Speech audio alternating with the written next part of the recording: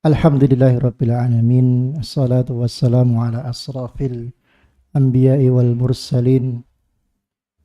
Sayyidina Rasulullah Muhammad sallallahu alaihi wasallam wa ala alihi wa ashabihi wa man ittaba'ahum bi ihsanin ila yaumiddin.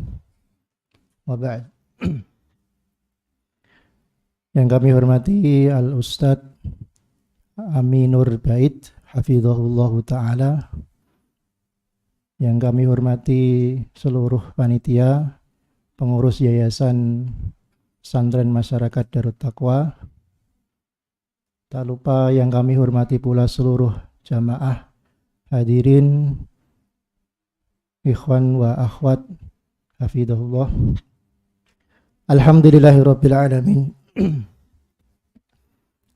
Kita bersyukur kepada Allah Subhanahu wa taala pada kesempatan malam hari ini kita bisa bersama-sama berkumpul untuk menimba ilmu, bertolabul ilmi, yang alhamdulillah pasca Allah uji negeri kita dengan pandemi yang terakhir kita kajian bersama Ustadz kami itu sekitar tahun 2019 nih, kalau tidak salah nih. Alhamdulillah hari ini tahun 2022 Allah Subhanahu wa taala kembali pertemukan kita bersama dengan beliau lagi dan dalam rangka tholabul ilmi. Mudah-mudahan berkumpulnya kita di sini nanti dicatat oleh Allah Subhanahu wa taala sebagai sinari dengan cahaya ilmu sehingga kita selamat di dunia dan di akhirat. Allahumma amin. Jemaah sekalian, kami ucapkan selamat datang, ahlan wa sahlan di pondok pesantren kami yang mungkin baru berjalan kurang lebih 3 tahun ini. Mungkin sambutan kami mungkin kurang nyaman atau mungkin banyak kurangnya, kami mohon maaf. Mudah-mudahan dari awal ini nanti Allah Subhanahu wa taala berikan jalan keberkahan bagi kita semuanya. Mudah-mudahan usaha kecil kami ini untuk mendirikan pondok pesantren menjadikan sumber ilmu bagi Boyolali dan sekitarnya ini. Mudah-mudahan Allah berikan keberkahan sehingga memberikan manfaat bagi masyarakat sekitarnya. Allahumma amin. Mungkin ini saja, singkat saja sambutan dari saya. Selanjutnya saya kembalikan kepada Ustaz Aryong. Assalamualaikum warahmatullahi wabarakatuh.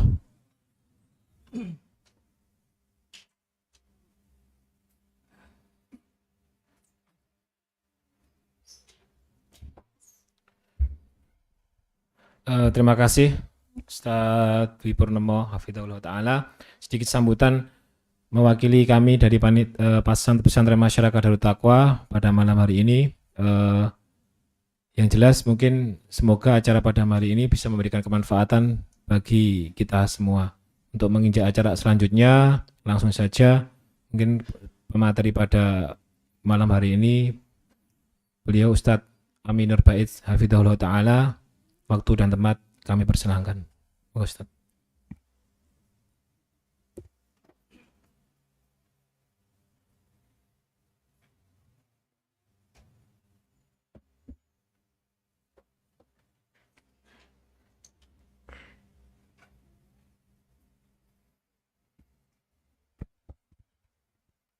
Bismillah.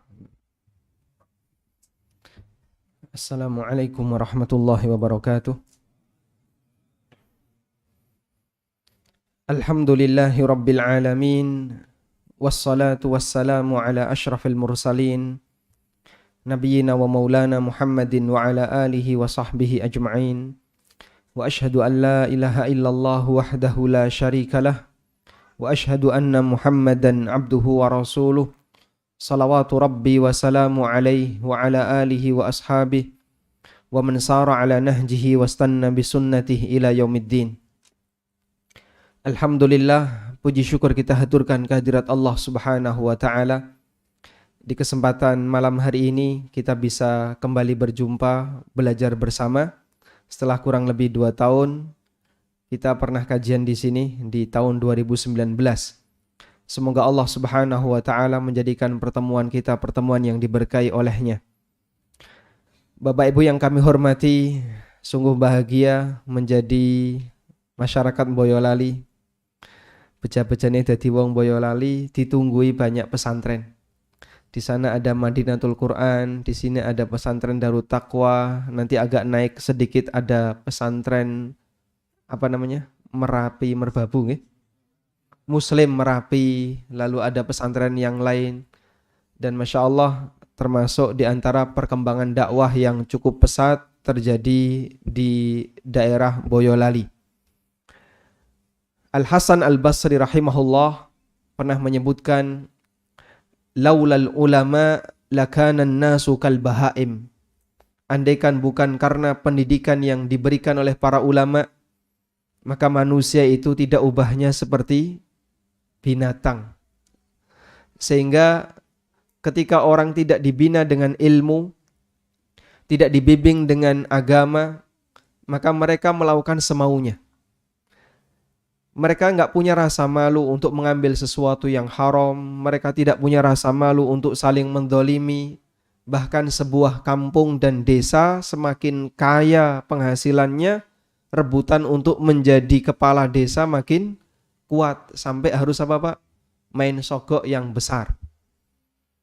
Sehingga kalau ada sebuah desa pendapatannya gede, maka pengeluaran ketika pemilihan kepala desa akan semakin besar. Karena nanti taruhannya besar.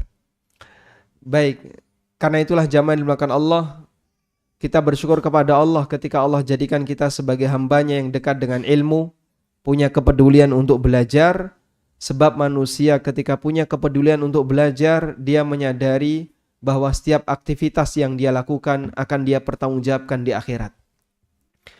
Aisyah radhiyallahu anha pernah mengajarkan kepada para ulama tabi'in, murid-murid beliau.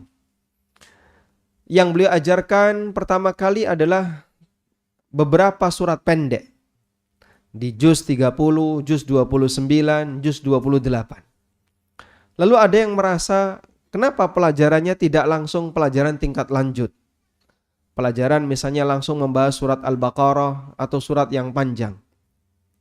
Kemudian beliau radhiyallahu anha mengatakan, kenapa kalian tidak begitu semangat ketika mempelajari surat-surat Al-Mufassalat? Surat Mufassalat itu apa? Surat yang ayatnya pendek-pendek.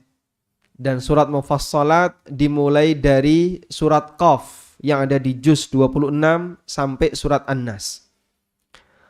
Aisyah radhiyallahu anha mengatakan, inna awwala ma nuzila ilan nabi sallallahu alaihi wasallam al-Mufassalat.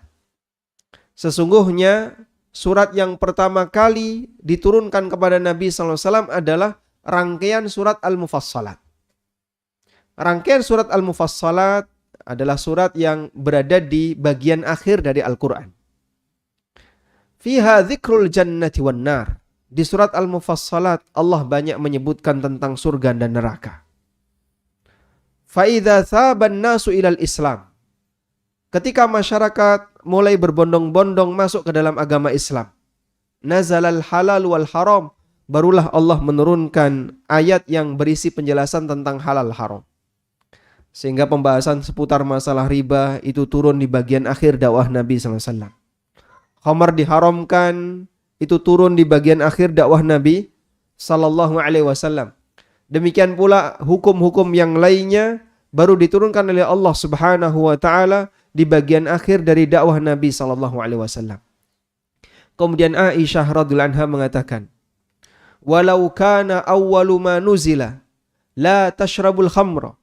Andaikan yang pertama kali diturunkan kepada Nabi SAW adalah ayat yang berisi larangan, la tashrabul khamra, janganlah kalian minum khamr. Laqalu, niscaya masyarakat jahiliyah akan mengatakan, la nada'ul khamra abada, kami tidak akan tinggalkan khamr selamanya. Walau kana awwalu ma nuzila la tasnu.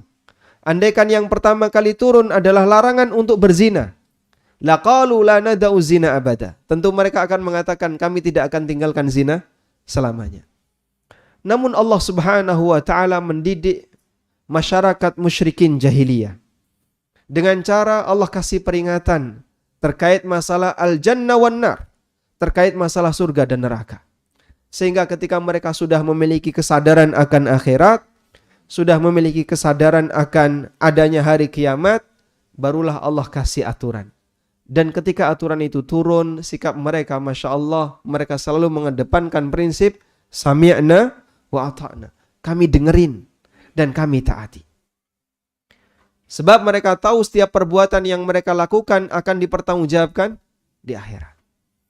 Karena itu, salah satu di antara cara untuk memberikan pendidikan muqaddimah bagi masyarakat adalah perbaikan terkait akidah, perbaikan terkait tauhid, terutama penekanan kepada iman terhadap hari akhir. Karena ketika seorang hamba punya iman yang lurus terhadap hari akhir, keyakinan yang kuat terhadap hari akhir, insya Allah dia akan lebih bisa menyesuaikan dengan aturan yang diturunkan oleh Allah, sebab dia menyadari bahwa semua yang dia lakukan dalam kehidupan ini pasti akan diapakan, Pak? Dipertanggungjawabkan di akhirat. Kajian kali ini mengangkat tema penyesalan manusia di yaumil akhir. Penyesalan manusia di akhirat. Yang ini adalah tema yang sangat berat karena bisa jadi yang bicara di hadapan Bapak Ibu semuanya juga akan menghadapinya. Karena setiap manusia di akhir zaman, setiap manusia di akhirat, mereka semua akan melakukan penyesalan. Allah Subhanahu wa taala menyebut hari akhir salah satunya dengan nama Yaumul Hasrah. Salah satu di antara nama akhirat adalah apa? Yaumul Hasrah. Allah Subhanahu wa taala berfirman di surat Maryam, "Wa anzirhum yaumal hasrati idz qudiyal amru wa hum fi ghaflatin wa hum la yu'minun." Di surat Maryam ayat 39. Wa anzirhum, berikan peringatan kepada mereka. Yaumal hasrati, dengan keberadaan hari akhirat yang disebut oleh Allah dengan yaumul hasrah. Hari penyesalan. Disebut sebagai hari penyesalan karena setiap hamba ketika itu mereka menyesal. Orang yang jahat menyesal, orang yang baik menyesal, orang kafir menyesal, yang mukmin juga menyesal. Semua manusia mereka menyesal. Orang yang baik menyesal, apa yang disesalkan? Kenapa dulu saya tidak semakin baik, tidak memperbanyak kebaikan itu semaksimal mungkin? Orang yang jahat menyesal kenapa dulu berbuat jahat. Orang yang kafir menyesal kenapa dia kafir. Orang yang mukmin menyesal kenapa amalnya kurang. Sehingga semua manusia mengalami penyesalan. Maka Allah Subhanahu wa taala menyebut hari kiamat dengan yaumul hasrah, hari penyesalan, karena semua makhluk ketika itu menyesal di hadapan Allah Subhanahu wa taala. Dan Allah Subhanahu wa taala sebutkan di akhir surat Al-Fajr, yaqulu ya laitani qaddamtu li hayati, yaqulu ya laitani qaddamtu li hayati. Mereka mengatakan, ya laitani qaddamtu li hayati. Sungguh celakalah aku terhadap apa yang telah aku lakukan di masa silam. Dan itu berlaku baik orang yang saleh maupun orang yang tidak saleh, orang yang taat maupun orang yang suka maksiat. Semuanya mengalami penyesalan di yaumil akhir. Sehingga ketika seorang hamba menyadari hal ini, maka dia akan menyiapkan diri. Apa yang harus aku lakukan?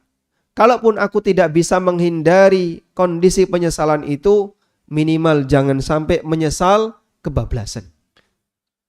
Karena ketika orang itu pada saat di hari kiamat dan penyesalannya sangat berat, berarti dia akan mendapatkan hukuman yang sangat berat. Sehingga minimal kalaupun kita tidak bisa menghindari penyesalan, paling tidak kita mengurangi tingkatan penyesalan pada waktu kita di hari kiamat.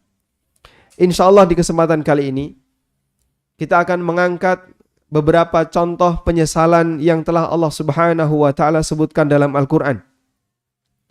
Yang pertama adalah penyesalan manusia secara umum, Yang kedua, penyesalan orang-orang kafir. Dan yang ketiga, penyesalan orang-orang yang beriman. Serta amal apa saja yang ditunjukkan dalam dalil yang ketika itu ditinggalkan menyebabkan orang itu punya penyesalan yang besar. Jamaah dimuliakan Allah Subhanahu wa taala. Secara umum semua manusia menyesal ketika di yaumil akhir. Orang yang baik maupun orang yang jahat. Sebagaimana dalam ayat yang tadi kita baca di akhir surat Al-Fajr, Allah Subhanahu wa taala mengatakan bagaimana penyesalan manusia di hari kiamat. Ya laitani qaddamtu li hayati. Sungguh betapa celakalah aku, betapa celakanya aku terhadap apa yang telah aku lakukan. Fa yauma idzil la yu'adzibu 'adzabahu ahad. Pada hari ini tidak ada yang sehebat azab yang telah diberikan oleh Allah Subhanahu wa taala. Fa yauma idzil la yu'adzibu 'adzabahu ahad. Tidak ada satupun yang bisa memberikan azab sebagaimana azab yang diberikan oleh Allah. Azabnya luar biasa. Wala yuthiqu wathaqahu ahad. Dan tidak ada yang memberikan tali kekang yang lebih kuat dan lebih hebat dibandingkan apa yang diberikan oleh Allah Subhanahu wa taala. Lalu ada di antara hamba Allah Subhanahu wa taala yang diselamatkan oleh Allah. Ya ayyatuhan nafsu al-mutmainnah. Wahai jiwa yang tenang. Irji'i ila rabbiki radiyatan mardiyah. Kembalilah kepada Rabbmu dengan membawa keridhaan darinya. Sebaliknya ada jiwa yang tercela. Jiwa yang tenang dipanggil oleh Allah Subhanahu wa taala dan diminta untuk kembali kepada Allah dengan membawa keridhaan. Ya Allah Subhanahu wa taala memanggil ya ayyatuhan nafsul mutmainnah. Wahai jiwa yang tenang, irji'i ila rabbiki radiyatan mardiyah. Fadkhuli fi ibadi wadkhuli jannati. Bergabunglah bersama para hambaku dan masuklah kalian ke dalam surgaku. Ini berlaku bagi hamba-hamba Allah Subhanahu wa taala yang baik ketika mereka disambut oleh Allah Subhanahu wa taala dan para malaikatnya untuk masuk ke dalam surga. Sementara hamba yang jahat sebagaimana disebutkan dalam hadis dari Al-Barra bin Azib radhiyallahu anhu, mereka dipanggil oleh Allah Subhanahu oleh malaikat dengan panggilan, ya ayyatuhan nafsul khabithah. Wahai jiwa yang jelek, ukhruji ila sakhati minallah wa ghadabih. Keluarlah kamu dari jasad ini menuju murka Allah dan marahnya Allah. Akhirnya ruh itu karena dia tidak mau keluar, dia mencengkram ke seluruh jasad orang tersebut sehingga dipaksa oleh malaikat untuk keluar dari jasadnya. Hatta digambarkan oleh Nabi SAW, kama tunza'us sufud fis sufil mablul, sebagaimana gancu yang ditaruh di kain suf yang basah. Sehingga mungkin ada pembuluh darah yang sobek, ada daging yang sobek. Pada saat nyawa itu dipaksa ditarik oleh malakul maut, karena sudah waktunya orang ini untuk meninggalkan, terpisah dari ruhnya. Dan itu penyesalan yang umum terjadi pada manusia. Allah gambarkan di akhir surat Al-Fajr. Selanjutnya, penyesalan yang terjadi pada penduduk neraka. Orang kafir mereka menyesal. Sehingga mereka membayangkan andaikan dia menjadi binatang. Sebagaimana yang Allah gambarkan di surat An-Naba ayat 40. Yauma yanzurul mar'u ma qaddamat yadah. Pada hari di mana manusia melihat apa yang telah mereka kerjakan. Wa yaqulul kafiru ya laitani kuntu turaba. Dan orang kafir mengatakan ya laitani kuntu turaba. Andaikan aku menjadi tanah.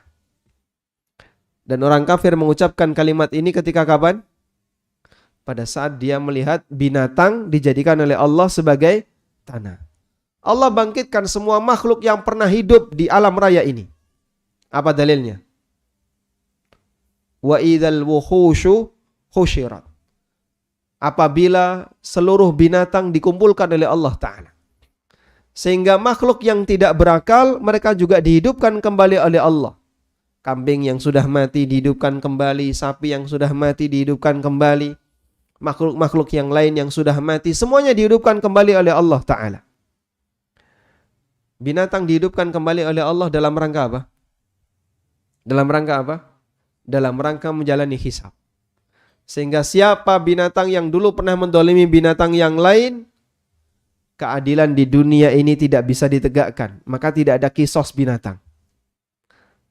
Dan Allah Subhanahu wa Ta'ala tegakkan di yaumil qiyamah. Makanya disebut sebagai yaumul qiyamah, hari penegakan, karena ketika itu keadilan 100% ditegakkan. Dan ini salah satu di antara bukti bahwasanya keadilan di bumi ini tidak bisa ditegakkan secara maksimal. Binatang yang pernah mendolimi binatang yang lain, dia tidak terbalaskan sampai mati. Binatang yang pernah mendolimi binatang yang lain, tidak terbalaskan sampai mati. Ini ada pengumuman ya. Menyala pengumuman Avanza dengan nomor AD 1429 NW. Mohon digeser. Didorong nggak bisa? Yang merasa memiliki kendaraan Avanza AD 1429 NW, silahkan digeser. Nanti silahkan menghubungi panitia ya. Sampai mana tadi? Binatang dibangkitkan oleh Allah dalam rangka untuk menjalani hisab. Karena ketika di dunia bisa jadi antar sama mereka saling mendolimi. Dan itu belum terbalaskan sampai mati. Binatang yang pernah mendolimi binatang yang lain sampai mati belum pernah dibalas. Maka jika binatang saja diperhatikan dalam masalah ini, apalagi manusia. Sehingga jamaah dimulakan Allah, kadang sebagian orang berpikir semacam ini. Banyak kaum muslimin yang ditindas oleh orang kafir. Di Palestina, konfliknya sampai sekarang belum selesai.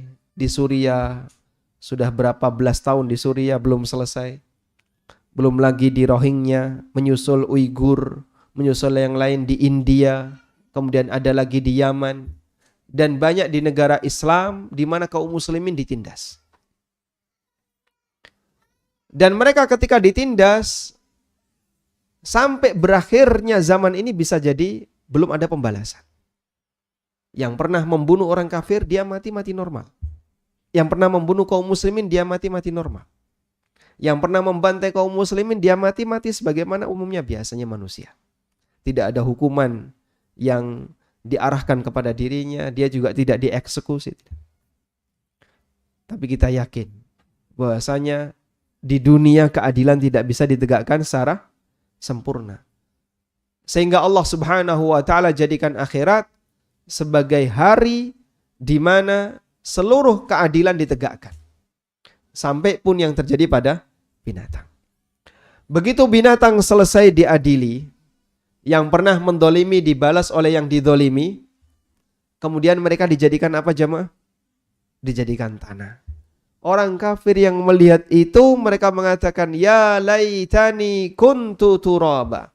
Andaikan saya menjadi tanah sebagaimana pitik itu, sebagaimana kebu itu, sebagaimana sapi itu, sebagaimana kambing itu. Dia berharap, berangan-angan jadi binatang di saat dia di hadapannya melihat siksa. Inilah penyesalan yang dialami oleh orang kafir. Demikian pula yang Allah Subhanahu wa Ta'ala sebutkan di surat As-Sajdah ayat 12. Walau tara idzil mujrimuna nakisu ru'usihim 'inda rabbihim. Walau tara, dan ketika kau melihat idzil mujrimuna, pada saat orang-orang yang berbuat dosa, nakisu ru'usihim, mereka menundukkan pandangan, mereka menundukkan kepalanya, 'inda rabbihim, di hadapan Rabb mereka. Lalu mereka mengatakan, Rabbana absarna wa sami'na farji'na na'mal salihan inna muqinun. Lalu mereka mengatakan, ya Rabbi, wahai Rabb kami, Rabbana, wahai Rabb kami, absarna, berikanlah kemampuan kami untuk melihat. Rabbana absarna wa sami'na. Wahai Rabb kami telah melihat dan kami telah mendengar. Farji'na, karena itu kembalikanlah kami, na'mal salihan inna muqinun. Kembalikanlah kami agar kami bisa beramal saleh. Sekarang kami yakin kalau kiamat itu benar. Padahal dulu waktu ketika di dunia mereka ingkar terhadap kehadiran yaumil akhir. Demikian pula di Al-Mu'minun ayat 99 dan ayat 100 Allah Ta'ala berfirman, hatta idza jaa ahadahumul mautu qala rabbirji'un la'alli a'malu salihan fima taraktu kalla innaha kalimatun huwa qailuha wa min waraihim barzakhun ila yaumi yub'atsun. Apabila telah datang kematian kepada mereka, mereka mengatakan rabbirji'un, ya Allah kembalikanlah kami ke dunia, la'alli a'malu salihah, agar aku bisa beramal saleh fima taraktu, yang dulu aku tinggalkan. Lalu apa jawabannya? Kalla, tidak mungkin itu bisa terjadi. Innaha kalimatun huwa qailuha, sesungguhnya itu adalah kalimat yang diucapkan oleh orang-orang itu saja. Wa mi waraihim barzakhun ila yaumi yub'atsun, di belakang mereka ada barzakh, yaitu ada alam kubur sampai terjadinya kiamat, sehingga mereka tidak bisa lagi kembali ke dunia. Dan masih banyak ayat-ayat yang lain yang menyebutkan penyesalan orang-orang kafir di yaumil qiyamah. Bapak Ibu bisa lihat dalam Al-Quran, Allah banyak menceritakan itu untuk menjadi peringatan bagi mereka bahwa yang saat ini kalian dustakan nanti akan terjadi dan kalian akan mengalami penyesalan. Karena orang kafir mereka semuanya ingkar kepada yaumul qiyamah. Sebagian ulama mengatakan ada 3 titik sengketa antara Nabi Muhammad SAW dan orang musyrikin. Yang pertama adalah masalah la ilaha illallah. Mereka tidak mau mengatakan la ilaha illallah karena tidak mau mengakui Tuhan hanya satu. Sehingga mereka mengatakan aja'alal alihata ilahan wahida inna hadza la syai'un ujab. Apakah Muhammad mau menjadikan Tuhan yang banyak hanya satu saja? Ini hal yang mengherankan, kami enggak mau terima. Wa idza qila lahum la ilaha illallah yastakbirun. Dan apabila dikatakan kepada mereka la ilaha illallah, mereka bersikap sombong. Sehingga mereka menolak untuk menjadikan Tuhan hanya satu. Ini titik sengketa yang pertama. Titik sengketa yang kedua adalah tentang status Nabi Muhammad SAW sebagai utusan Allah. Mereka enggak mau terima. Dan mereka katakan tidak pantas ada seorang nabi yang dia makan, dia berjalan dan tidak ditemani oleh malaikat.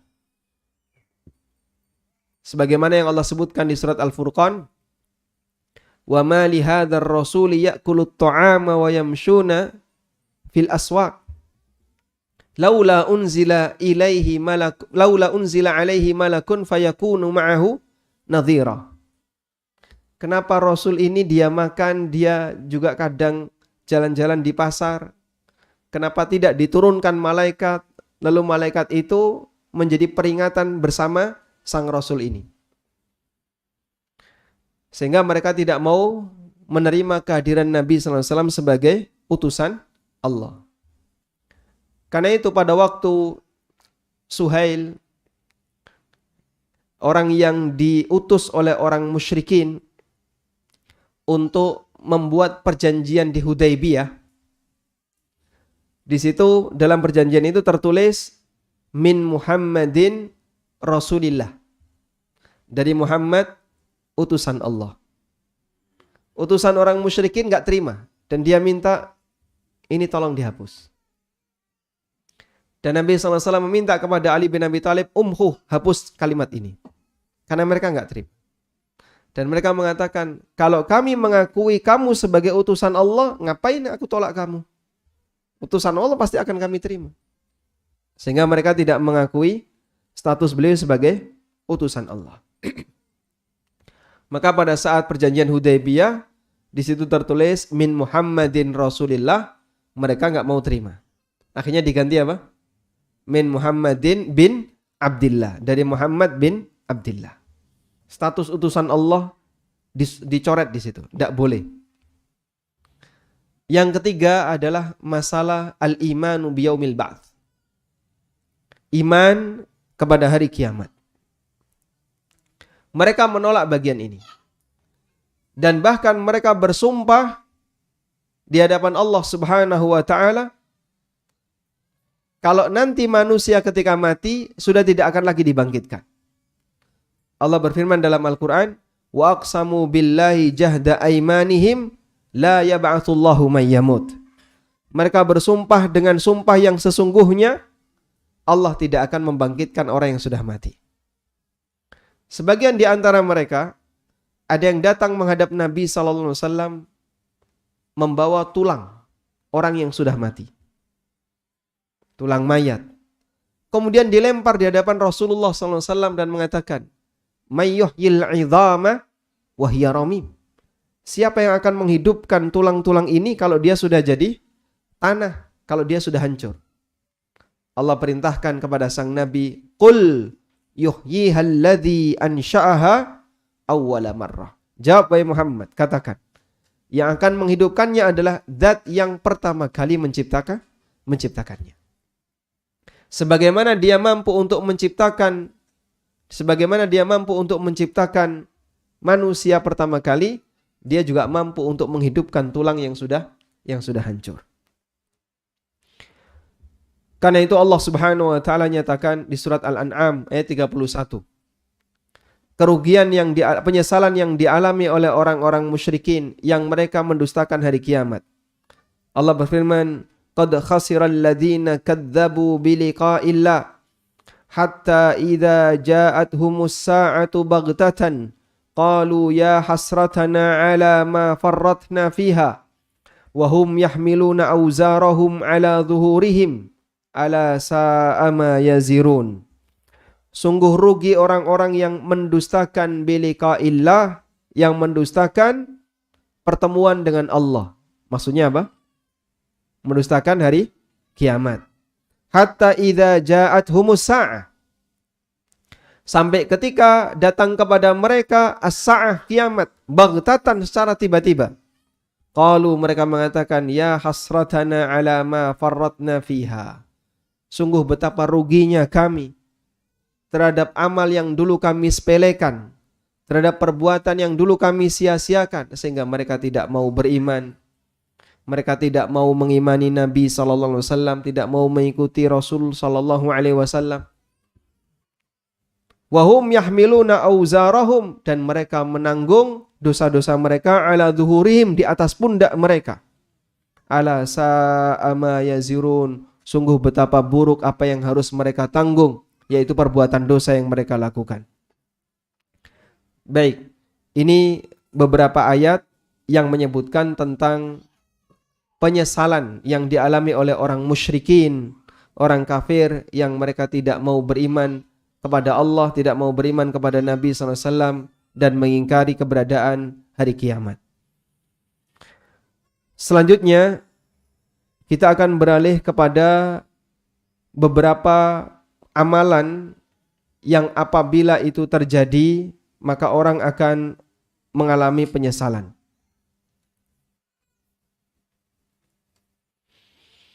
Jamaah yang dimuliakan Allah Subhanahu wa taala, ada beberapa amalan khusus di mana Nabi sallallahu alaihi wasallam memberikan penekanan agar amalan itu dijaga, agar kita tidak mengalami penyesalan. Salah satunya adalah rajin membaca surat Al-Baqarah. Disebutkan dalam hadis yang sahih riwayat Muslim, Nabi sallallahu alaihi wasallam bersabda, "Iqra'u surat Al-Baqarah fa inna akhdaha barakatun wa tarkaha hasratun wa la tastati'uha al-batalah." Rajin-rajinlah membaca surat Al-Baqarah. Fa inna akhdaha barakah, karena mengambil surat Al-Baqarah. Dan yang dimaksud mengambil surat Al-Baqarah maknanya apa? rajin membacanya, menghafalkannya, memahami maknanya. Sesungguhnya mengambil surat Al-Baqarah artinya memberikan perhatian terhadap surat Al-Baqarah. Barakatun, di situ ada keberkahan. Wa tarkuha hasratun, dan meninggalkan surat Al-Baqarah adalah penyesalan. Di sini Rasulullah SAW menyebutkan meninggalkan surat Al-Baqarah sebagai tindakan penyesalan. Padahal kita tahu bahwasanya surat yang paling ditakuti adalah surat Al-Baqarah. Begitu Ramadan, hari pertama buka halaman pertama Al-Fatihah, ringan ya, apal. Masuk surat Al-Baqarah sudah ketakutan. Ini kapan selesai? Kok panjang sekali? Meninggalkan surat Al-Baqarah termasuk di antara salah satu penyebab penyesalan. Wala tastati'uhal batalah, dan al-batalah tidak akan mampu untuk melawan Al-Baqarah. Dan yang dimaksud dengan al-batalah adalah as-saharah, para tukang sihir. Yang dimaksud dengan al-batalah adalah para tukang sihir. Artinya, tukang sihir tidak akan mampu untuk melawan dengan sihirnya ketika orang itu meruqyah dengan membaca surat Al-Baqarah. Makanya bagi seorang muslim, mukmin yang dia dekat dengan Al-Quran, dia tidak takut dengan yang namanya dunia klenik. Kalaupun ada sesuatu yang mengganggu yang tidak kelihatan, dia sudah siap dengan amunisinya. Karena dia tahu Nabi SAW menegaskan bahwa tukang sihir tidak akan mampu untuk melawan surat Al-Baqarah. Sehingga Bapak Ibu ketika menjumpai hal yang aneh di dapur ya, jam 12 malam ada bunyi kludak-kludak, itu hanya ada beberapa kemungkinan. Yang pertama kucing, yang kedua tikus. Kalaupun ada yang nggak kelihatan, cara ngusirnya gimana? Bacakan surat Al-Baqarah. Tayyib. Selanjutnya, yang kedua adalah membaca doa kafaratul majlis. Diiringi dengan berzikir pada saat kita bermajlis. Rasulullah sallallahu alaihi wasallam pernah bersabda, "Ma qa'ada qaumun maq'adan lam yadhkuru fihi Allah." Apabila ada sekelompok orang yang sedang duduk, lalu mereka tidak menyebut nama Allah, bermajelis tapi isinya bahas politik. Kalau nggak bahas politik, bahas masalah pemilu, sama juga ya. Kalau nggak gitu, poligami. Semuanya serba poli, Pak ya. Yang di situ tidak membahas Allah Subhanahu wa taala, tidak menyebut nama Allah Subhanahu wa taala, wa yusallu 'alan nabi. Dan mereka tidak bersalawat kepada Nabi sallallahu alaihi wasallam, illa kana 'alaihim hasratan yaumal qiyamah. Kecuali nanti akan menjadi sumber penyesalan bagi mereka di hari kiamat. Wa in dakhalul jannata litsawab, meskipun bisa jadi orang itu punya kesempatan untuk masuk surga dengan pahala yang mereka punya. Hadis ini dinilai sahih oleh Syekh Albani dan dimasukkan dalam as-silsilah as-sahihah. Karena itulah jamaah yang dimuliakan Allah, pada waktu kita duduk bareng, biasanya orang membaca kafaratul majlis waktu kapan? Waktu kapan? Kajian. Waktu kajian atau baca Quran bareng, majelis yang di situ membahas ilmu. Ini majelis yang bagus. Dan pada saat kita melakukan majelis yang bagus, kita menjaga kafaratul majelis. Tapi majelis yang lain yang di situ tidak ada kajiannya. Misalnya majelis apa? Majelis kerenengan, majelis bahas politik, majelis bahas poligami, majelis bahas dagangan dan seterusnya. Jarang sekali kemudian ketika kita bubar membaca tahiyat, membaca kafaratul majelis. Jarang sekali. Padahal yang lebih butuh untuk dibacakan kafaratul majelis yang mana, Pak? Majelis yang di situ tidak ada unsur kajiannya, tidak mengingatkan seseorang kepada Allah, tidak ada bersalawat untuk Nabi SAW. Seringnya kita begitu selesai majelis, bubar ya sudah selesai. Dan itulah yang dinyatakan oleh Nabi SAW, apabila ada orang duduk di satu tempat, bermajelis dengan yang lain, dan di situ dia tidak menyebut nama Allah, tidak bersalawat kepada Nabi SAW, illa kana alaihim hasratan yaumal qiyamah, kecuali nanti akan menjadi sumber penyesalan baginya kelak di hari kiamat. Maka iringi dengan berdakwah, ya sedikit-sedikit nyinggung kajian. Kemarin saya ikut ngaji di sini, Ustadz menyampaikan beberapa poin seperti ini. Beliau mengingatkan kami seperti ini. Singgung di situ. Sehingga setidaknya ada peringatan Allah yang dibahas di situ. Karena majelis zikrullah itu ada dua makna. Majelis zikrullah ada dua makna. Yang pertama adalah majelis di mana nama Allah, kalimat-kalimat thayyibah di situ disebutkan. Seperti misalnya kita duduk di masjid, selesai sholat, kemudian kita berzikir. Atau pada waktu kita kumpul bareng, kemudian kita berzikir. Maka di situ ada majelis yang di sana berisi apa? Zikrullah. Yang kedua adalah majelis di mana peringatan Allah dibahas di sana. Sehingga dalam majelis itu ada kajian tentang masalah ilmu. Ada kajian tentang masalah Al-Quran atau hadis Nabi SAW. Karena makna zikrullah itu dua ini. Yang pertama, kata Allah sebagai objek. Sehingga arti zikrullah di situ adalah menyebut Allah dalam kalimat-kalimat thayyibah. Dan yang kedua, kata Allah sebagai subjek. Sehingga makna dari kata zikrullah adalah peringatan yang diturunkan oleh Allah. Sebab jumlah idhofah atau kalimat frase, maka mudhof ilaih itu bisa berstatus sebagai fa'il, bisa berstatus sebagai maf'ul. Dan dalam kalimat zikrullah ini jumlah apa? Idhofah, kalimat frase. Posisi mudhof ilaih di situ bisa berstatus sebagai fa'il, bisa berstatus sebagai maf'ul. Kata Allah kalau berstatus sebagai fa'il, maka artinya adalah peringatan yang diturunkan oleh Allah. Sehingga majelis zikrullah adalah majelis yang membahas peringatan yang diturunkan oleh Allah. Dan disitulah makna dari keterangan Atha bin Abi Rabah ketika beliau menjelaskan tentang majelis zikir, kata beliau, majlisun yudhkaru fihil halal wal haram. Majelis yang di sana disinggung masalah halal dan haram. Karena halal haram adalah peringatan dari siapa? Dari Allah Subhanahu wa taala. Atau yang kedua, kata Allah di situ berstatus sebagai maf'ul. Sehingga makna zikrullah adalah menyebut Allah, yaitu dalam kalimat-kalimat thayyibah. Sehingga dalam majelis itu disinggung zikrullah.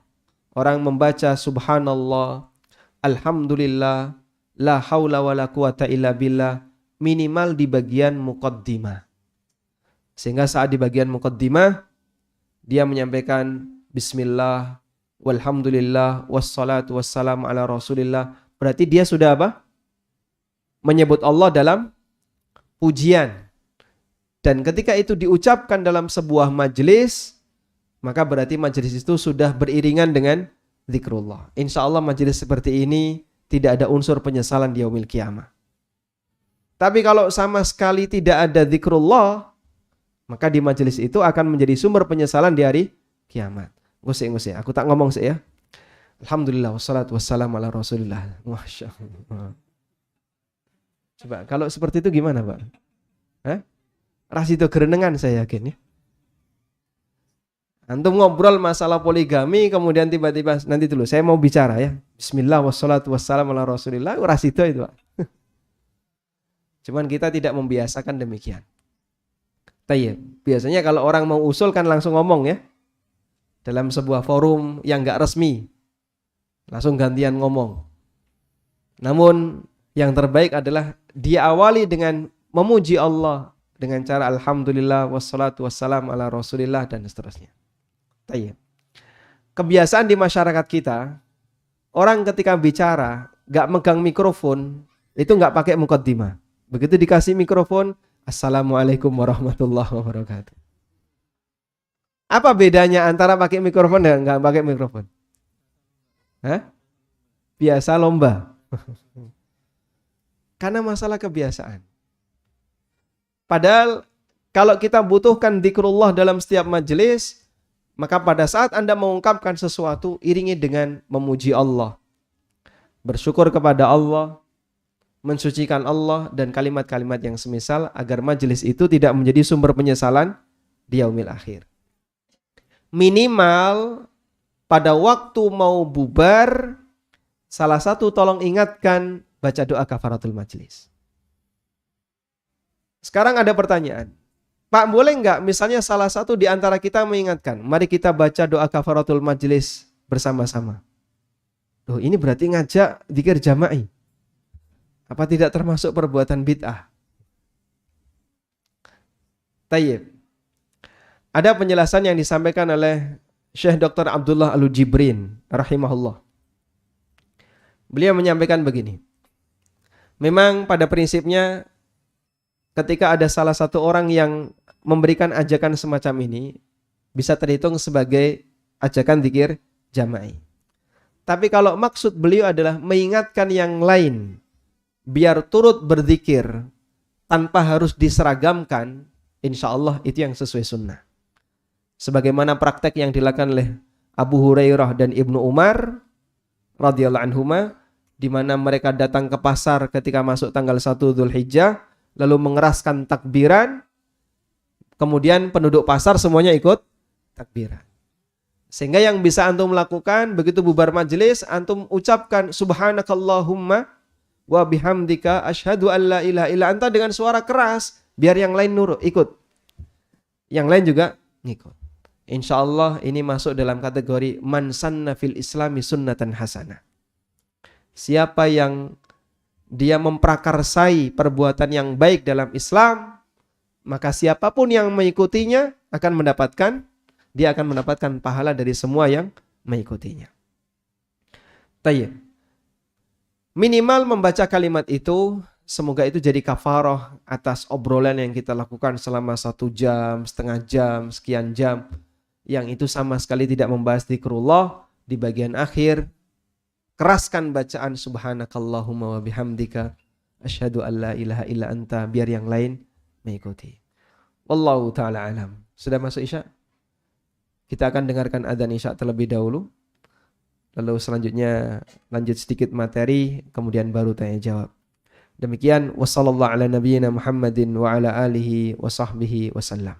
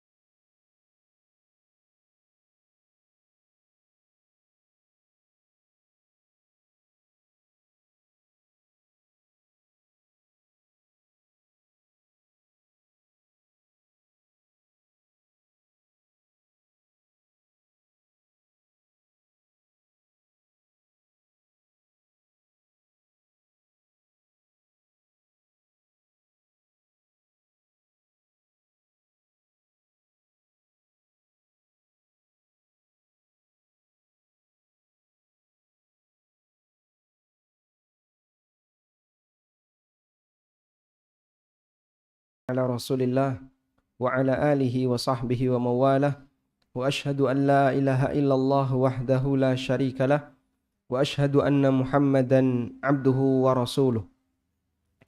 Disebutkan dalam hadis dari Abu Hurairah radhiyallahu anhu, riwayat Abu Dawud, At-Tirmidzi dan yang lainnya, dinilai sahih oleh Syalbani.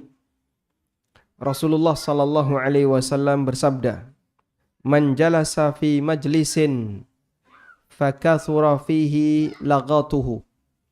Siapa yang duduk di sebuah majlis lalu banyak guyonnya. Dan biasanya kebiasaan kita seperti itu. Kalau sudah duduk bareng temannya, yang dilakukan adalah saling membuli. Siapa yang paling pintar dianggap berprestasi. Sehingga jadilah forum itu jadi forum saling membuli. Banyak guyonnya. Faqala qabla ayyakuma min majlisihi dzalik. Lalu sebelum dia berdiri dari majelis itu, dia membaca kalimat Subhanakallahumma wa bihamdika asyhadu an la ilaha illa anta astaghfiruka wa atubu ilaik. Kata Nabi SAW, illa ghufira lahu ma kana fi majlisihi dzalik. Maka Allah Ta'ala akan ampuni apa yang telah dia lakukan di majelis itu. Sebab salah satu di antara sumber dosa lisan adalah ketika orang itu bermajelis. Bagaimana kalau dalam majelisnya adalah majelis yang isinya kebaikan? Majelis isinya nasihat, majelis tausiah, majelis yang isinya membaca ayat Al-Quran, mudarasah, saling belajar dan seterusnya. Apakah juga dianjurkan untuk membaca ini? Jawabannya dianjurkan. Sebagaimana disebutkan dalam hadis riwayat Abu Dawud dari Abu Barzah Al-Aslami radhiyallahu anhu, beliau bercerita, kana Rasulullah sallallahu alaihi wasallam yaqulu bi akharatin idza arada an yakuma minal majlis. Kebiasaan Nabi sallallahu alaihi wasallam ketika beliau sudah berada di ujung majelis, saat beliau mau berdiri, beliau mengucapkan subhanakallahumma wa bihamdika asyhadu an la ilaha illa anta astaghfiruka wa atubu ilaik. Dan disebutkan dalam riwayat yang lain, orang yang beramal saleh lalu dia membaca doa ini, maka tubbi'alah. Maka ini akan menjadi stempel baginya. Sehingga amal itu dipertahankan oleh Allah Subhanahu wa taala sampai hari kiamat.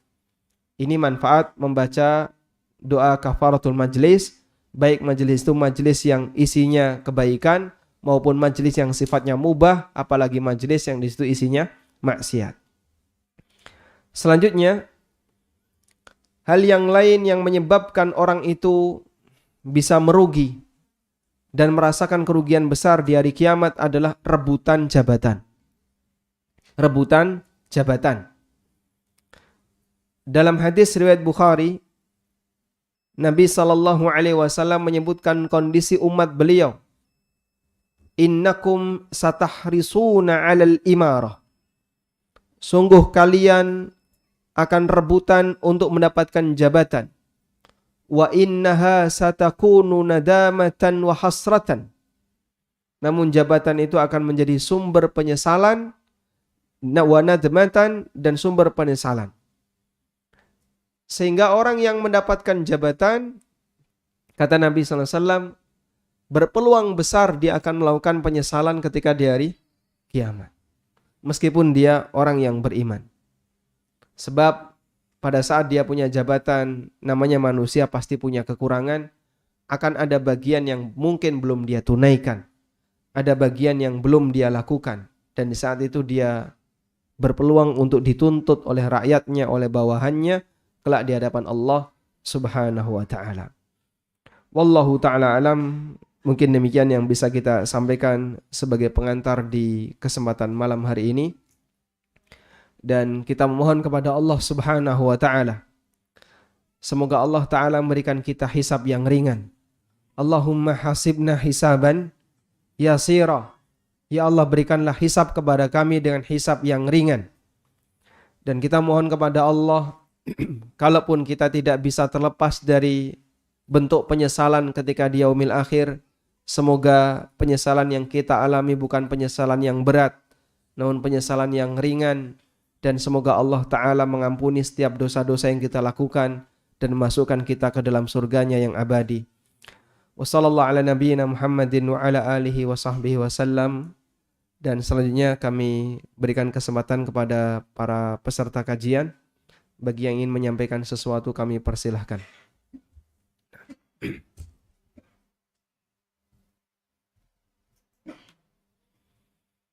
Tafadhal.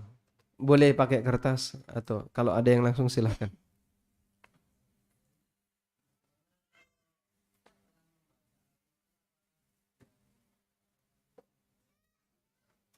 Baik. Tayyib. Bagaimana ketika setelah membaca Al-Quran, apakah kita juga dianjurkan untuk membaca doa kafaratul majlis? Sebagaimana yang tadi kita baca. Setelah membaca Al-Quran, disebutkan dalam sebagian riwayat bahwa Rasulullah SAW membaca doa kafaratul majlis.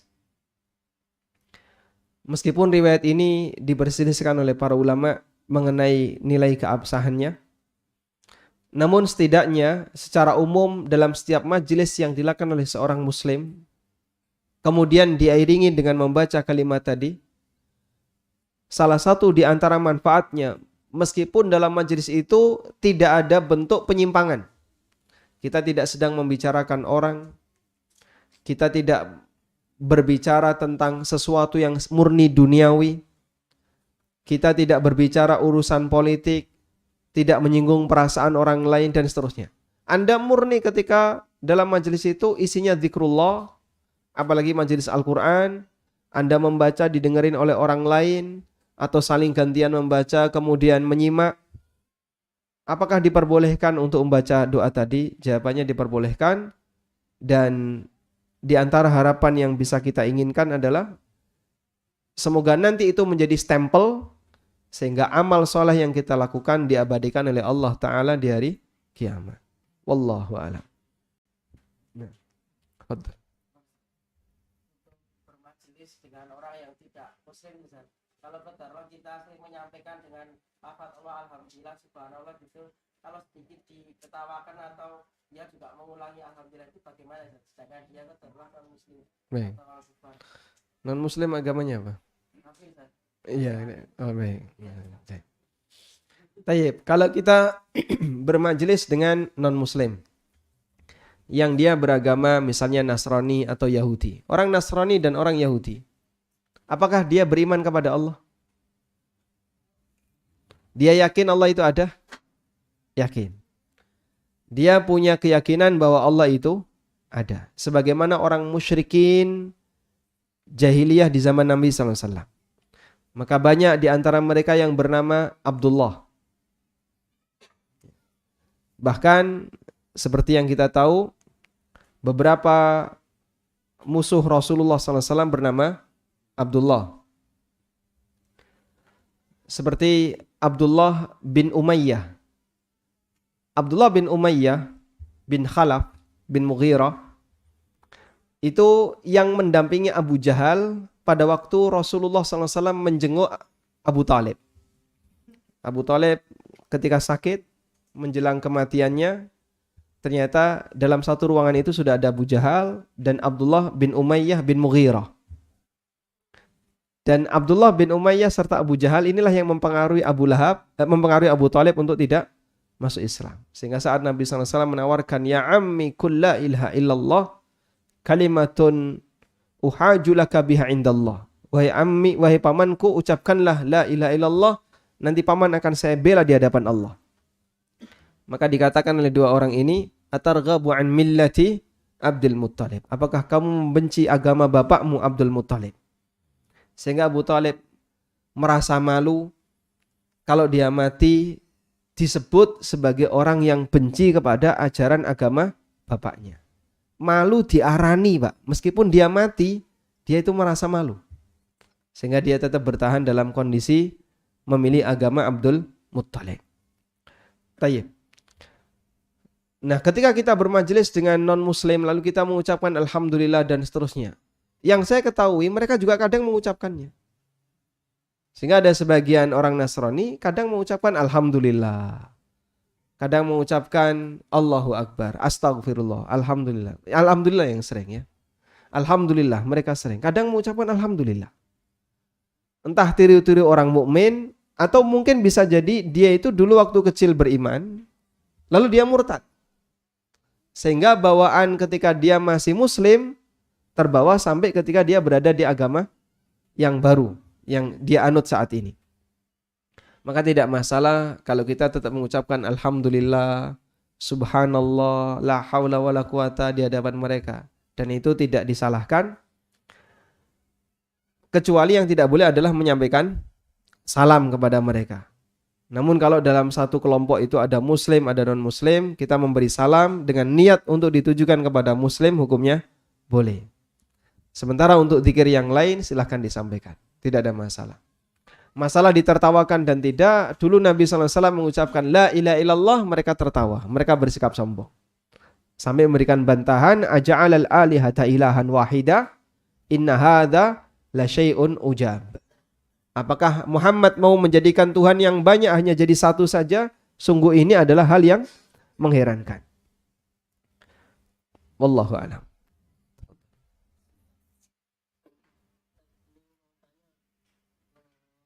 Yang tadi seperti disampaikan, bukan hanya dari golongan manusia yang akan mendapatkan hisab di yaumul kiamah nanti, tapi juga dari golongan hewan. Tetapi apakah juga berlaku bagi hewan buas lah utamanya, yang secara naluri atau instingnya emang rantai makanannya adalah binatang lain yang lebih lemah gitu.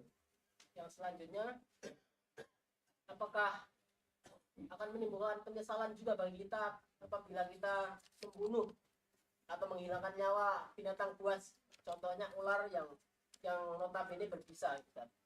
Jazakallahu. Masya Allah. Berarti yang nyembelih korban itu kan sembelih. Oh, binatang buas. Tayyib. Yang pertama begini. Semua yang diizinkan secara syariat, maka statusnya legal.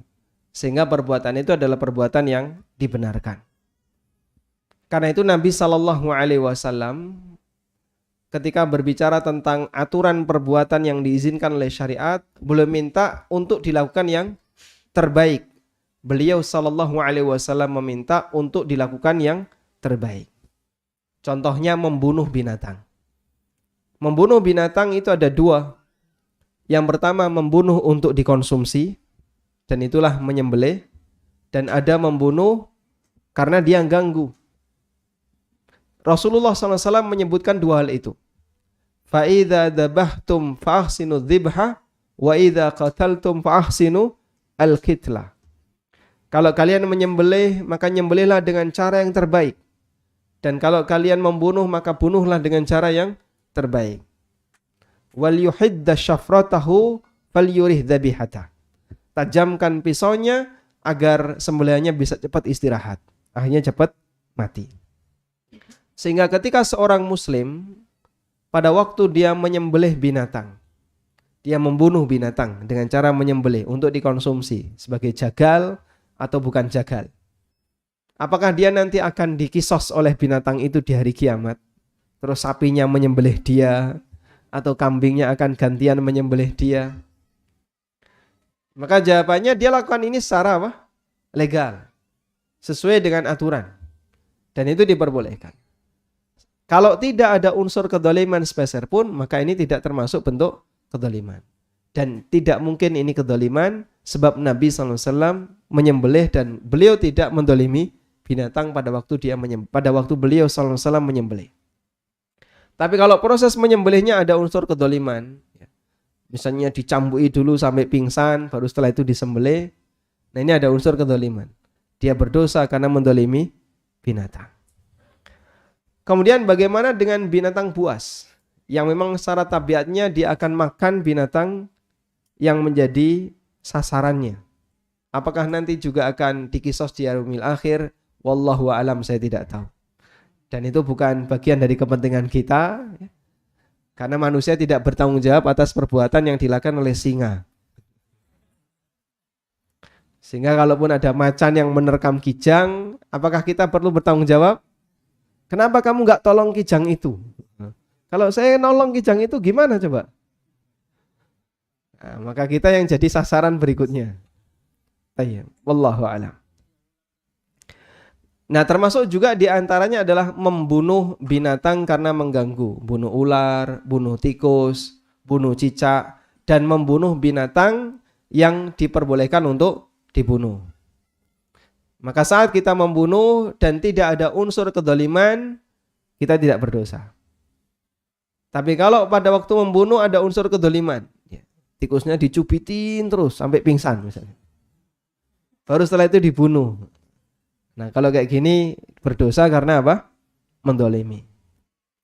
Kadang ya, nyuwun sewu, kita kalau jengkel sama tikus, ya, itu setelah tikus ketangkap, diapain Pak? Disiksa dulu. Nah, jengkel, ya, kamu sudah berapa kali bikin onar di dapur? Berapa kali makan roti saya? Akhirnya kadang tikus itu ditusui pelan-pelan. Itu jangan dilakukan ya.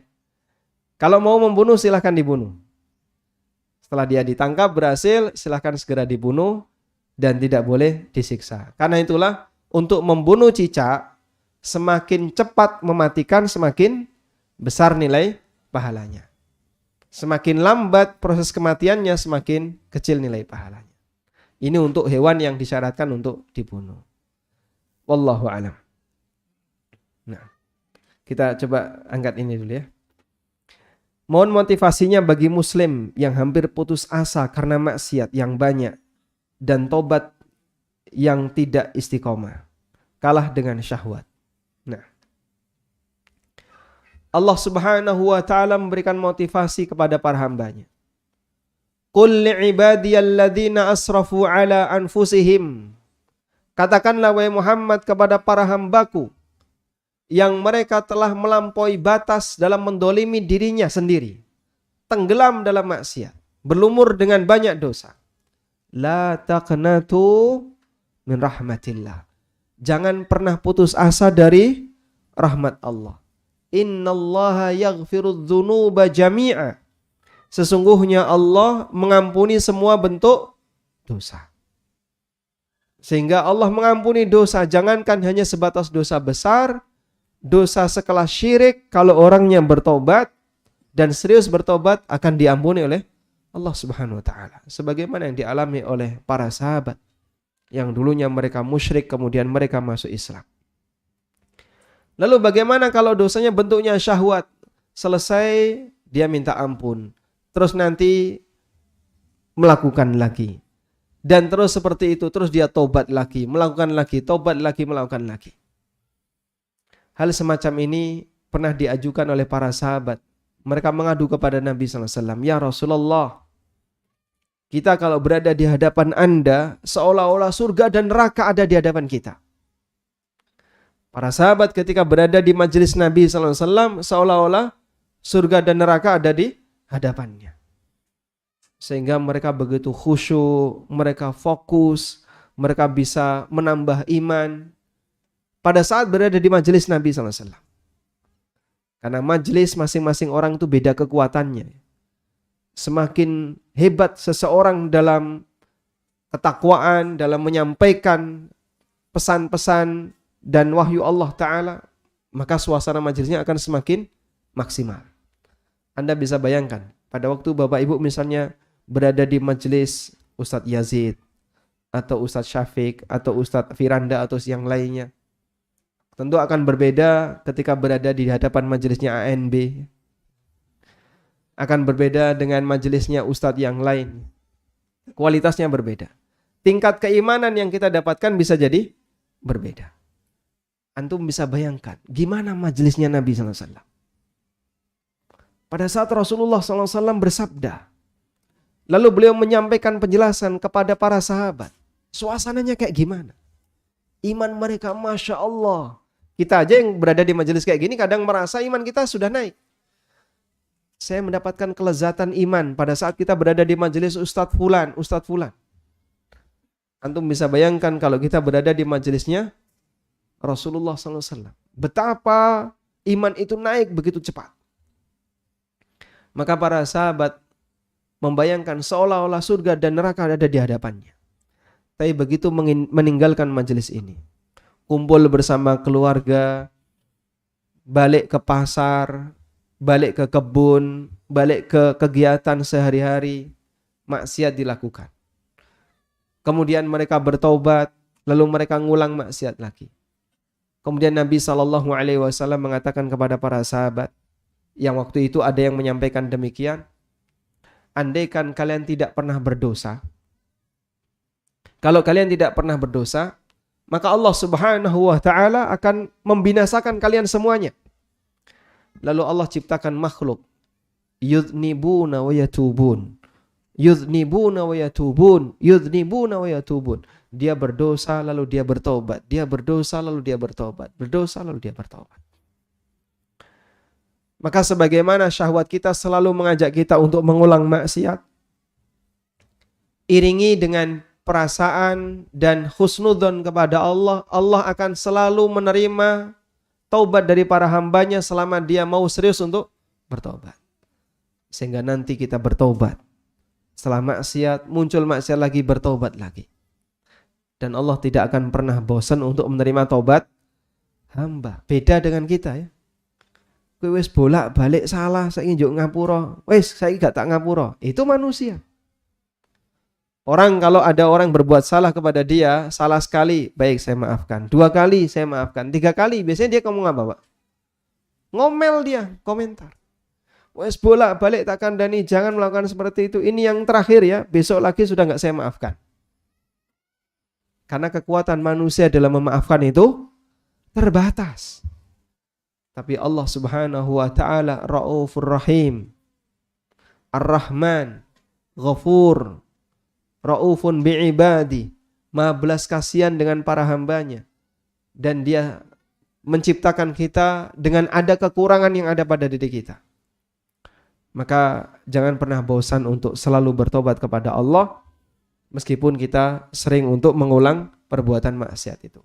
Dan salah satu di antara cara agar kita tidak kembali mengulang maksiat itu adalah Anda cegah dari awal faktor yang bisa menyebabkan maksiat itu berulang. Contohnya apa, Pak? Kalau mau tidur, tolong data dimatikan. Data tolong dimatikan. Sudah. Jauhkan HP dari tempat tidur. Kalau Anda butuh alarm, ya yang penting suaranya terdengar, tangan tidak bisa jangkau. Insya Allah lebih aman. Terutama bagi yang belum punya keluarga, yang tidur masih sendirian. Antum matikan data, tidur di awal waktu, sudah jauhkan HP dari jangkauan tangan. Insya Allah aman. Sebab salah satu di antara faktor kenapa orang itu berulang melakukan maksiat karena syahwat adalah pegang mendoan, Pak. Pegang HP, Pak. Dan Google paham. Kemarin buka apa, nanti muncul iklan kurang lebih seperti itu.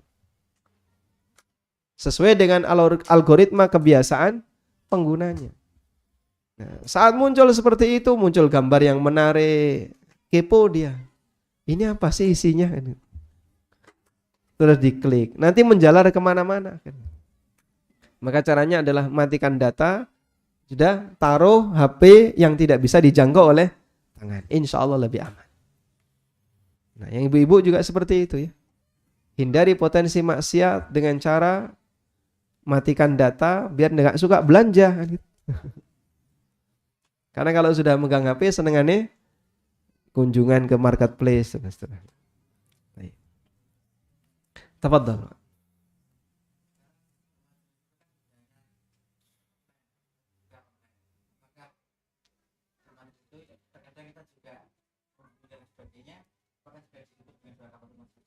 Baik. Kalau kita bermajelis secara online, apakah perlu untuk membaca kafaratul majelis? Karena dalam majelis online juga kadang ada membuli ya. Meskipun dalam grup WA saling membuli, saling menyudutkan. Dan Masya Allah orang kalau online biasanya lebih berani daripada offline. Ketika online kendel dia, pasang status, komentar, karena nggak kelihatan. Dan dia bisa sembunyi.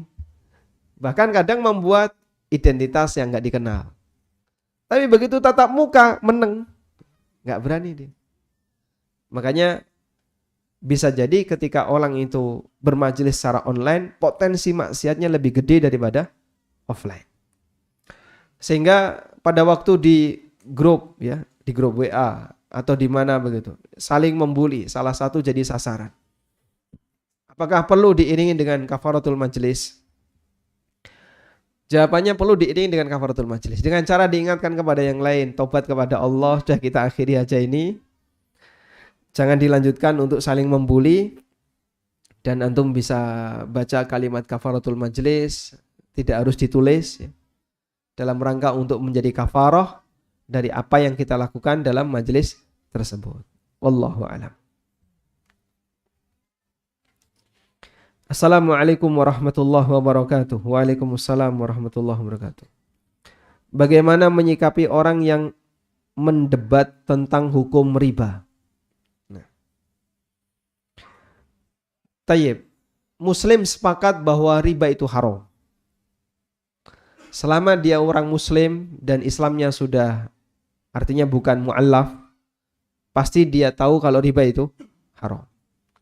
Sehingga kita yakin setiap muslim itu sepakat bahwa riba itu haram. Karena itu kalau sampai ada seorang muslim yang mengatakan riba tidak haram, ini bisa sampai keluar dari Islam. Sebab tentang hukum haramnya riba termasuk di antara perkara yang disebut oleh para ulama dengan istilah ma'lumun minad din bid-darurah. Bagian dari agama yang diketahui oleh semua orang.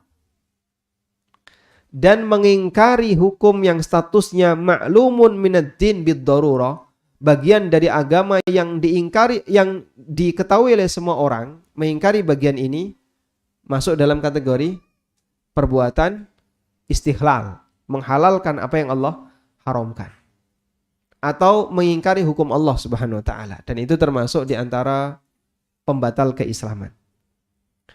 Karena itu untuk haramnya riba, kaum muslimin sepakat riba haram. Sudah? Karena yang namanya riba, hukum riba haram hampir diketahui oleh semua muslim. Sebagaimana khamr itu haram, sebagaimana judi haram, sebagaimana babi itu haram, dan seterusnya. Namun apakah sebuah transaksi yang dilakukan oleh bank tertentu statusnya riba? Nah, dalam hal ini memang ada perbedaan pendapat. Sehingga bagi mereka yang melakukannya, mereka menganggap apa yang aku lakukan ini bukan riba. Karena dia anggap itu bukan riba, saat dia melakukannya, dia santai saja, tidak ada beban dosa. Karena bagi dia ini bukan riba. Ada juga yang ketika dia melakukannya, dia beralasan, ya kata kiai itu boleh kok, berarti ini kan bukan riba. Maka dia punya syubhat. Yang syubhat itu menyebabkan dia meyakini bahwa perbuatan yang dia lakukan adalah bukan praktek riba.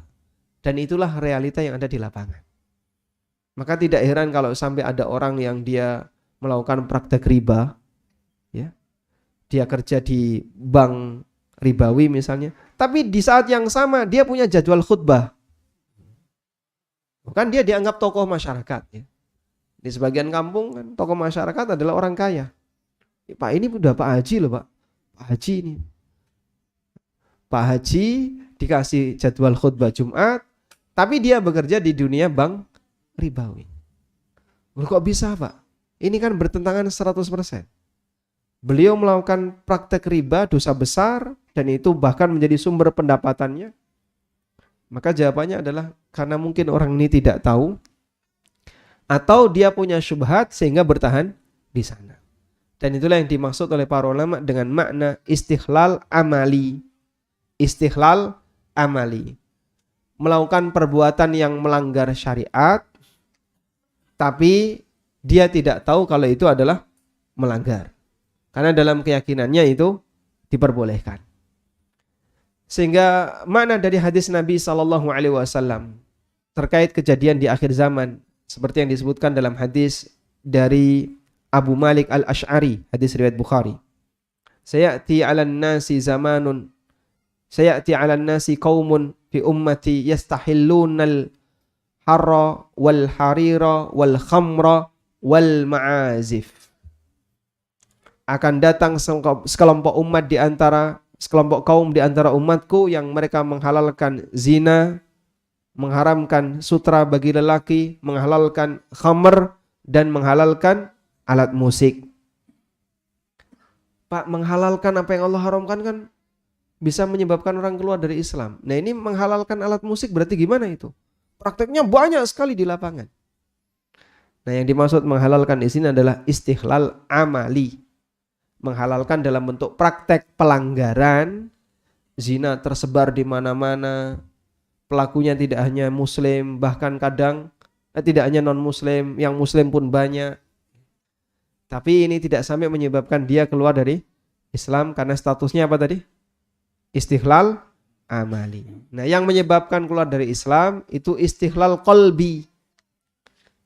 Ada sesuatu yang jelas haram, terus dia nyatakan halal dan dia yakini itu halal. Babi ini halal, nggak apa-apa. Khamr ini nggak apa-apa. Kalau kamu minum dalam posisi kamu kedinginan. Nek sumuk rento. Kalau panasan nggak boleh. Kalau kedinginan boleh minum khamr. Nah, itu istihlal qalbi. Kalau seperti ini berarti sama dengan menolak hukum Allah Ta'ala dan itu bisa menyebabkan pelakunya keluar dari Islam. Waliyadzubillah. Sehingga kalaupun Anda mengajak orang lain untuk meninggalkan riba, kemudian dia mendebat, nah itu berarti dia masih punya syubhat. Maka tinggal kekuat-kuatan alasan. Kalau Anda bisa memberikan alasan yang lebih kuat, meyakinkan dia, memuaskan dia, sehingga dia paham bahwasanya transaksi yang dia lakukan adalah riba, insya Allah dia akan mengikuti Anda. Tapi kalau Anda belum bisa mengalahkan dia dalam debat, ya mungkin dia akan tetap bertahan di sana. Wallahu a'lam. Apa hukumnya seseorang diminta untuk pakai kartu kredit milik orang lain? Kasusnya seorang istri disuruh pakai kartu kredit suami, sedangkan suami masih awam. Kalau Anda paham bahwasanya ini tidak boleh, ya Anda jangan lakukan. Sehingga yang seharusnya dilakukan adalah sampaikan kepada suami bahwa menggunakan kartu kredit ini termasuk praktek riba jahiliyah. Karena praktek riba jahiliyah itu pada saat utang gak ada bunga jika bisa bayar tepat waktu. Tapi kalau telat kena penalti. Salah satu di antara bentuk riba jahiliyah sebagaimana yang dinyatakan oleh Zaid bin Aslam. Dan kartu kredit praktiknya seperti itu. Saat utang pertama dan dia bisa bayar tepat waktu, ada penaltinya enggak? Tidak ada. Tapi kalau telat dia kena penalti. Sehingga itu contoh praktek riba jahiliyah dan Anda tidak boleh memanfaatkannya. Kalau rebutan jabatan ketua takmir masjid, apakah bisa menjadi sumber penyesalan di akhirat? Bisa, termasuk. Makanya Nabi SAW meminta dalam masalah jabatan jangan meminta. Nabi SAW mengarahkan kalau dalam urusan jabatan jangan meminta. Tapi apa? Dipilih. Karena kalau kamu meminta wukila ilaikum, maka semuanya diserahkan ke kamu. Tapi kalau kamu diminta, kamu akan dibantu.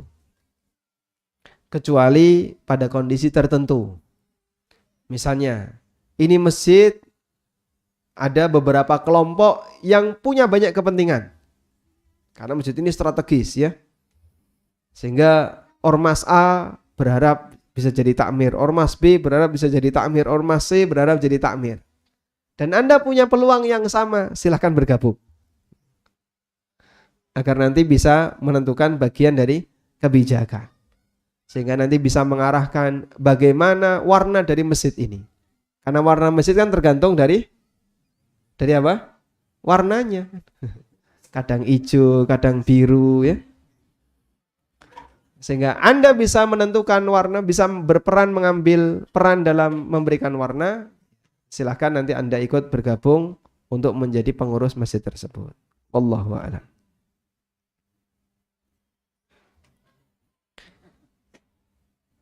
Assalamualaikum warahmatullahi wabarakatuh. Waalaikumsalam warahmatullahi wabarakatuh. Apa hukum orang yang niat menyudahi utang riba tapi belum mampu melunasinya walau sudah jual aset? Kalau hukumnya boleh, hukum niat ya. Apa hukum niat? Kalau hukum niatnya insya Allah tidak masalah. Tayyib. Jadi begini jamaah ya. Ada orang punya utang ribawi.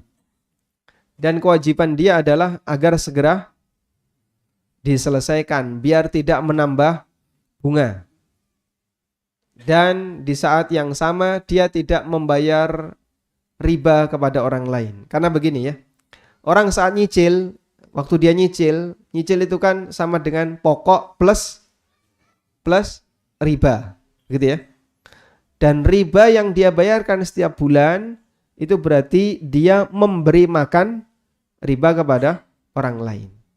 Dan itu termasuk perbuatan yang dilaknat oleh Nabi SAW dalam hadis dari Jabir bin Abdullah. La'ana Rasulullah SAW akila riba wa mukilah.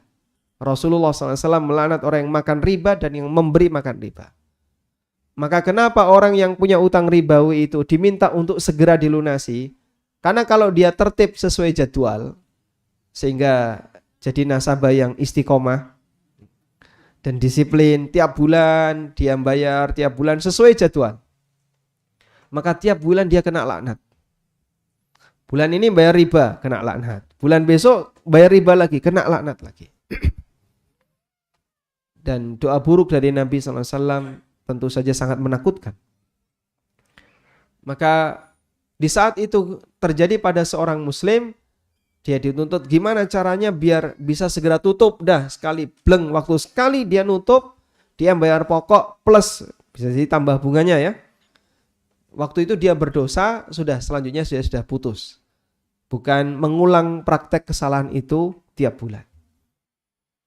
Itulah kenapa kemudian kita diminta bagi yang punya utang ribawi agar segera melunasi. Perjuangkan sebisanya, dan kalau bisa dihilangkan penaltinya atau ribanya, bunganya, insya Allah itu yang lebih bagus. Wallahu a'lam. Selanjutnya gantian. Saya bertanya, Anda menjawab. Nah. Pertanyaan yang pertama. Ini hadiahnya ya. Ini untuk apa ini? Hadiah ya, bukan dijual kan? Bukan. Ada yang mau buku ini? Oh, baik. Antum panitia kan? Pertanyaannya ya. Sebutkan 3 keutamaan surat Al-Baqarah. Masya Allah, yang mana? 1. Hindarkan dari gangguan sihir. Ya, yang ketiga.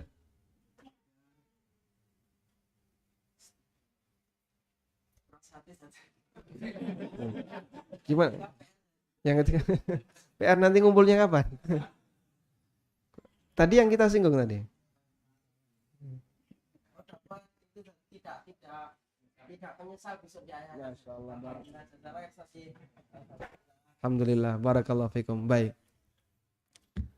Selanjutnya, sebutkan 3 titik sengketa antara Nabi SAW dengan orang musyrik. Siapa tadi yang duluan? Nah, fadhal, antum duluan. Berdiri ya, siap. Di belakang kamera. Silakan. 1.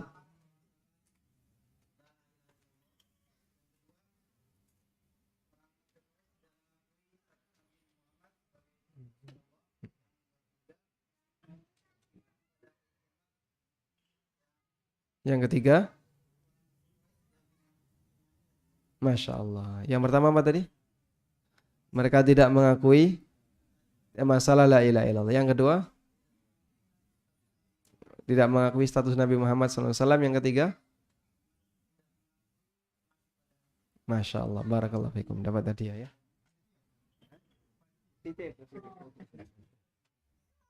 Selanjutnya, nah, sebutkan sikap orang musyrikin terhadap hari kiamat. Silahkan. Yang kedua, Pertama tidak percaya hari kiamat. Yang kedua, mereka apa? Mereka tidak percaya pada Rasul dan Allah. Yang ketiga,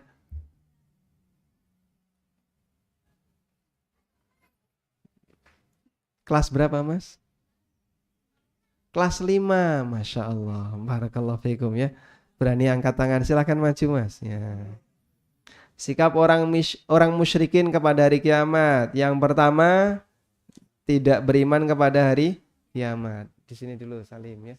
Yang kedua, mereka menganggap orang yang mati tidak diapakan. Orang yang mati tidak diapakan. Tidak dihidupkan. Betul sekali, Masya Allah. Yang ketiga, tulang yang hancur tidak bisa dibangkitkan. Barakallahu fikum, dapat hadiah ya, Masya Allah. Kelas berapa tadi? Oh, kelas 1 sudah naik sekarang ya.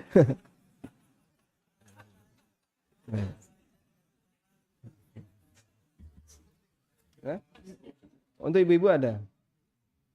Gimana cara jawabnya? Hah? Tidak ada ya. Baik, diwakili suaminya. Selanjutnya ya.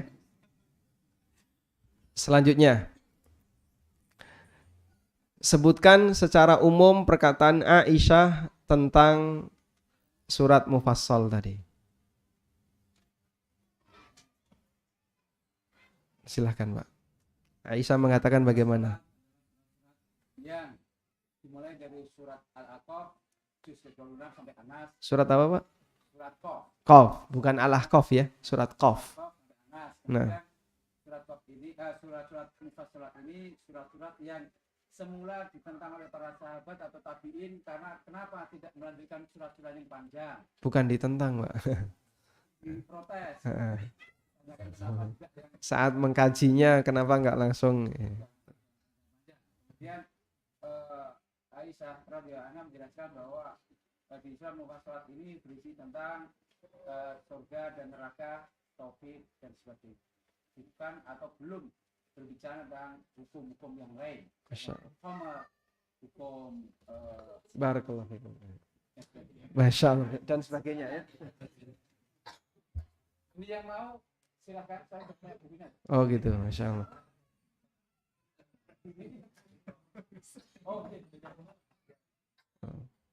Baik. Pertanyaan yang terakhir ya. Pertanyaan yang terakhir. Sebutkan satu dalil tentang penyesalan manusia di hari kiamat. Fadhal. Ya bunyinya gimana kan? Yang antum hafal aja. Fadhal. Qala rabbi la'alli a'malu salihan fima taraktu. Surat Al-Mu'minun. Ganti yang lain, yang antum hafal. Yaqulu ya wa yaqulul kafir itu. Masya Allah, barakallahu fikum. Walhamdulillahirabbil alamin. Demikian yang bisa kita sampaikan. Semoga Allah Ta'ala memberkahi setiap ilmu yang kita pelajari. Dan kalaupun ada bagian bermanfaat yang Anda dapatkan, silahkan disebarkan ke yang lain. Wassallallahu ala nabiyyina Muhammadin wa ala alihi wa sahbihi wa sallam. Wa akhiru da'wana anilhamdulillahi rabbil alamin. Subhanakallahumma wa bihamdika. Asyhadu an la ilaha illa anta astaghfiruka wa atubu ilaik. Wassalamualaikum warahmatullahi wabarakatuh.